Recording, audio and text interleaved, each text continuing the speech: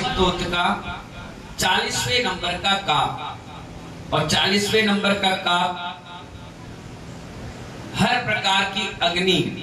देखिए आप गृहस्थी में रहते हैं, आपके पास गैस भी है, लाइट भी है, सिगड़ी भी है, कोयला भी है और भी कई प्रकार की अग्नि आसपास प्रज्वलित होती रहती है।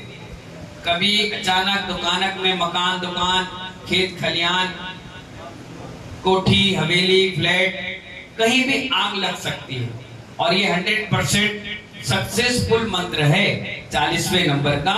और इसको अगर पढ़ा जाए तो वो अग्नि 90% बुझ जाती है, उससे राहत मिलती है और या फिर कभी जिंदगी में इसका सामना करना नहीं पड़ता।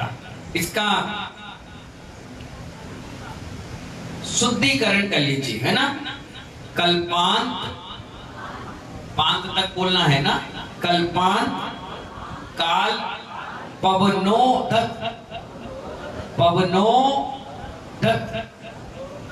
वहन्नी, वहन्नी हाबियनी भी है, वहन्नी कल्पम, कल्पम दावानलम ज्वलित मुज्ज्वल मुत्स फुलिंगम। ता और सा तक जोड़ लीजिए, मुत्स फुलिंगम विश्वम जिघत्सु मिव सम्मुख माप तंतम। नाटक पढ़िए, तन तम त्वन्नाम कीर्तन जलम समत्य समयत्य शेषम। शेषम अलग पढ़िए, दो सा है, शेषम तालु से टकराइए, सा शेषम, ठीक है। समयत्य शेषम, ठीक है। बिल्कुल बहुत सरल काव्य है। सर्व अग्नि सामक, यानी किसी भी प्रकार की अग्नि, जंगल में लग जाए, मकान में लग जाए, घर में लग जाए, दुकान में, गोदाम में, कहीं भी अग्नि हो सकती। गर्मी में बहुत लगती है, यहाँ तक कि बांस, गन्ना हवा चले टकरा जाए तो उसमें आग लग जाती है।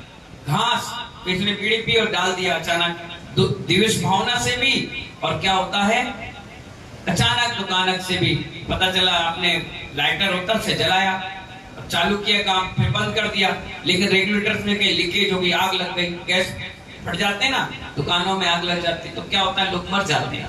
तो ऐसे समय में आग लग जाए, बिल्डिंगों में आग लग जाए, तो इस काव्य को पढ़कर मंत्र आराधना करके पानी छिड़कोगे तो सारी चीज शांत हो जाती है। अभी इसका शुद्धि कर ली ना, अब मैं स्टार्टिंग कर रहा हूँ, रिपीट आपको पढ़ना सबको मिलकर, ठीक है। कल्पांत काल पवनो धत्वन्नि कल्पम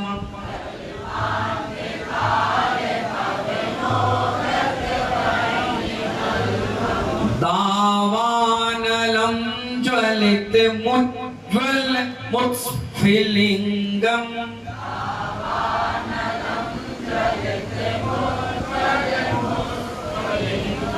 दावानलम ज्वलित मुज्ज्वल मुत्स्फुलिंगम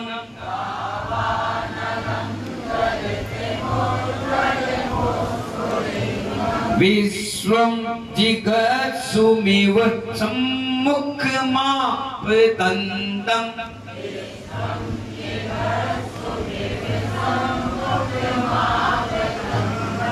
तन्नाम कीर्तन जलम समयत्य शेषम्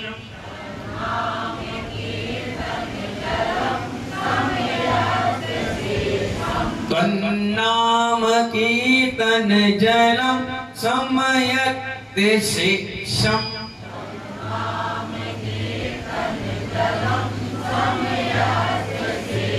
सभी महिलाएं जोर से पढ़ी, शुरुआत में कर रहा हूँ। कल्पांत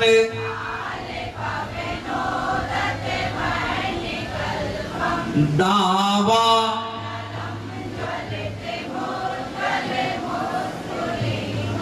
विश्वम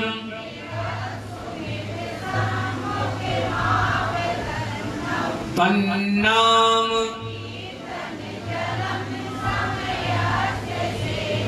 सभी जेंट्स कल्पांत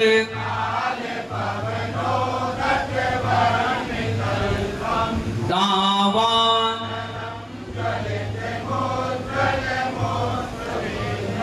विश्वम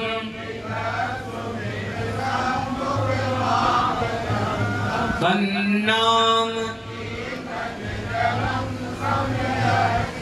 सभी लोग कल्पांत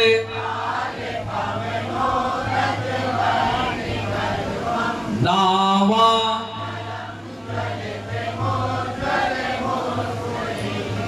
विश्वम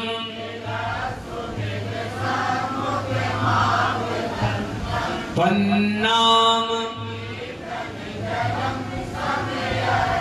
बहुत बढ़िया बढ़िया, जोरदार ताली बजा लीजिए अपने लिए। इसका भावार्थ समझिए। हे भगवान, कौन किससे कह रहा है? किससे? आदिनाथ भगवान से। कौन? आचार्य मांगतु स्वामी जी।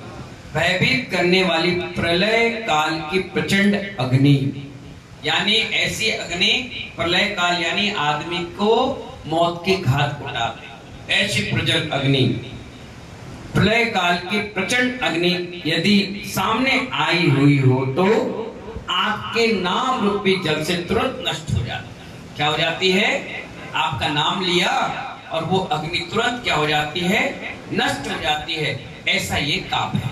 बहुत सरल उन्होंने लिख करके दिया कि भगवान का नाम अगर आपने ले लिया तो वो जल, जो जल पढ़कर आप डाल दिए या बोल दिए तो अग्नि तुरंत तुरंत नष्ट हो जाती है। इसका मंत्र पढ़िए। ओम ह्रीम अरम नमो काय वलीनम रिद्धि सहित श्री आदिनाथ जिनेन्द्राय अर्घम निर्वपामिति। मंत्र पढ़िए। ओम ह्रीम अरम नमो काय वलीनम झोम झोम नमः स्वाहा। ऐसे ऋषि जो काय बली महारिद्धि के धारी हैं उन्हें मेरा प्रणाम। काय बली महारिद्धि समझ में आया? कैसा है? जैसे हनुमान जी का शरीर था। क्या था? हनुमान जी का जन्म हुआ तो बैर के कारण कोई विद्याधर उनको उठाकर ले गया। जब ले गया, जैन सिद्धांतों के अनुसार ले गया तो विमान में लेकर जा रहा। कहाँ जा रहा था? तो हनुमान जी थे, चंचल थे, हिले डुले। क्या हुए? हिले डुले तो हाथ से सड़क के ऊपर से गिर गए। तुरंत जन्मे थे, ऐसा ज्यादा दिन भी नहीं हुआ था, महीना 15 दिन जो भी कुछ हुआ होगा थे। अब तुरंत हिले। अब इतना छोटा सा बालक ऊपर से गिरा तो विद्याधर देख के चौंके, हे भगवान, ये तो गया। वो डर के मारे उसने अपना विमान लिया, भाग गया। कहाँ गिरा, क्या गिरा, पता ही नहीं चला। वो जब गिरे तो शरीर इतना बलशाली था कि जिस पहाड़ पर गिरे वो पूरा पहाड़ पाउडर बन गया, बिल्कुल चिकना। क्या बन गया? हाँ, और नीचे बैठ गए। और विद्याधर ढूंढता हुआ आया तो एक पहाड़ ऐसे हिल रहा था। राजू कैसे हिल रहा था? ऐसे पहाड़। नीरू भाई कैसे हिल रहा था? पहाड़ हिल रहा था। उसने देखा कि ये कौन हिल रहा है भाई। जब उसने पत्थर हटाया, देखा तो वो सांस ले रहे थे। पहाड़ क्या हो रहा था? उन्हें देखा बच्चा बिल्कुल हष्टपुष्ट, कोई दिक्कत नहीं। तो वो क्या शरीर था उनका? कामदेव थे, ब्रजवत्सल नारद सेन था, मोक्षगामी जीव थे। तो काय बल रिद्धि, शरीर इतना मजबूत था कि उनके उस शरीर को कोई कुछ करने वाला नहीं था। ऐसे ऋषि, ऐसे मुनि भी होते हैं जिनका शरीर बड़ा मजबूत होता है। गाय, सांप, नेवला, घोड़ा, हाथी कुछ नहीं बिगाड़ सकता। शरीर टकराने के बाद वो खुद ही शांत हो जाए। इतना मजबूत शरीर किसका था? भीम मुनिराज का। कैसा था?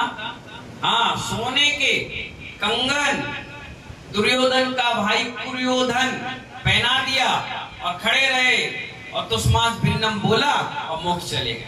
कितना मजबूत शरीर था।